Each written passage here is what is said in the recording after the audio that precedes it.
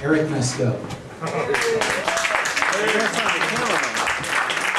This land was made for you and me. Now, I'm not an American patriot who thinks that this is the greatest country in the world. There are other countries that are equal to us in the spirit of trying to be human, living among mankind as if we are not the only self-centered thing on the face of the planet. It's a great country, but I really do not like to hear our politicians in other places, people say, this is the greatest country, this is the most important country, this is the only country. Somehow it doesn't make sense. Other people in other cultures, other countries do not have the same, spirit, heart, zest, whatever it takes that we have. But I do admire the spirit of democracy that has been instilled in this country by our founding fathers who tried to create something new, something passionate, something real that the rest of humanity could look up to. When George Washington made a decision during the Revolutionary War not to shoot the British prisoners that we captured because the British were shooting ours, he made a decision for all mankind. A great weight was taken off my shoulders, and many of you, many other people, on Tuesday night, a great weight, a burden. The spirit of the country has been uplifted, regenerated. Hope, hope, hope. It was despair under the current administration. I am very thankful, grateful, and looking forward to 8 years in which I will make no more political art. As an artist under the Nixon administration, I made political art. When Ford left office and President Jimmy Carter took over, for 4 years, I painted fish, I painted flowers, I painted people, I painted etc., and I had a better time. Reagan comes in. 8 more years, I'm making political art. I do other stuff too, it's not total. 8 more years, you know, my brain's twisted. And then Bush Sr., 4 more. I didn't make any political art under Clinton. He wasn't a perfect president, but I painted fish, I painted etc. And then the last 8 years, good Lord, look at my hair, you know, I'm not that guy, I can't take it anymore. So I drew some little fish today.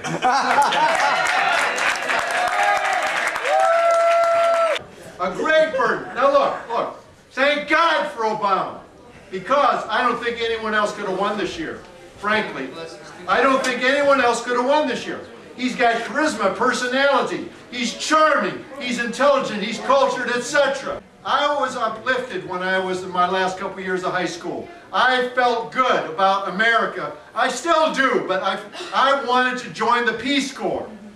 3 of my friends from high school actually did it. I did other things. 3 of my friends joined the Peace Corps. We were all motivated, etc., etc. This is the first public official that has motivated the young people to that degree, inspired them, uplifted them, given them hope. All right, Mr. Obama brings us a new spirit.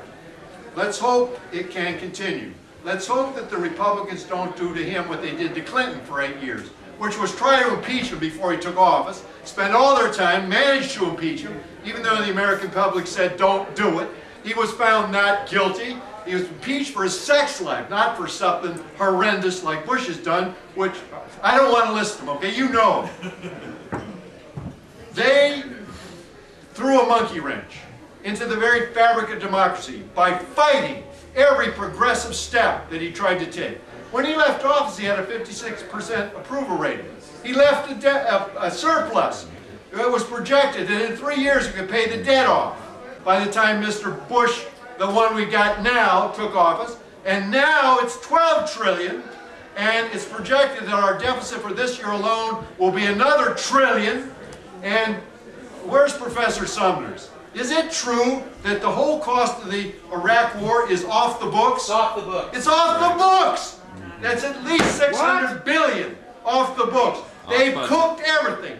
thing they've ever said is a lie, I'm back to that. I'm sorry. It's a rant. It's okay. I know. The point that I really would like to do tonight is uplift, is keep the spirit of Mr. Obama going. I'm hoping that the Republicans will not be the total jerks they were under Clinton, that Mr. Obama's has somewhat of a mandate. He did win clearly.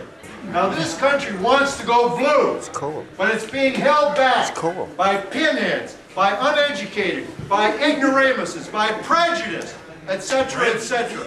55% of the people in this country don't believe in evolution. Can you imagine the concept? It's a denial of all science. But this is a beautiful map.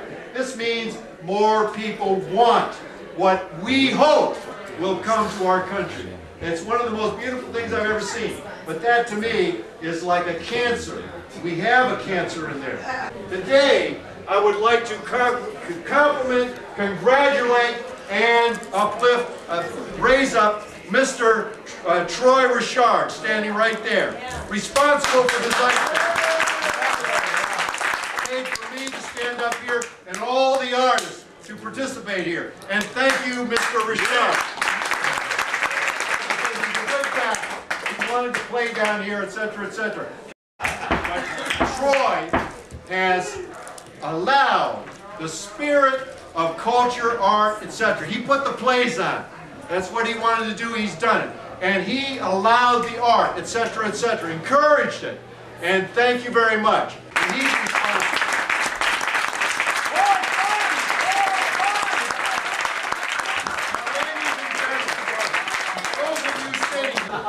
Those of you here realize you have a better education. You are thinking about things that the average person is not doing. Try to remember that when you think about the progress you're going to have in this country. Because I think we're in a hole, a pit, etc., of ignorance, of prejudice. I have seen it in action too many times. This election may be a turning point. We have accepted the fact that a minority can become president.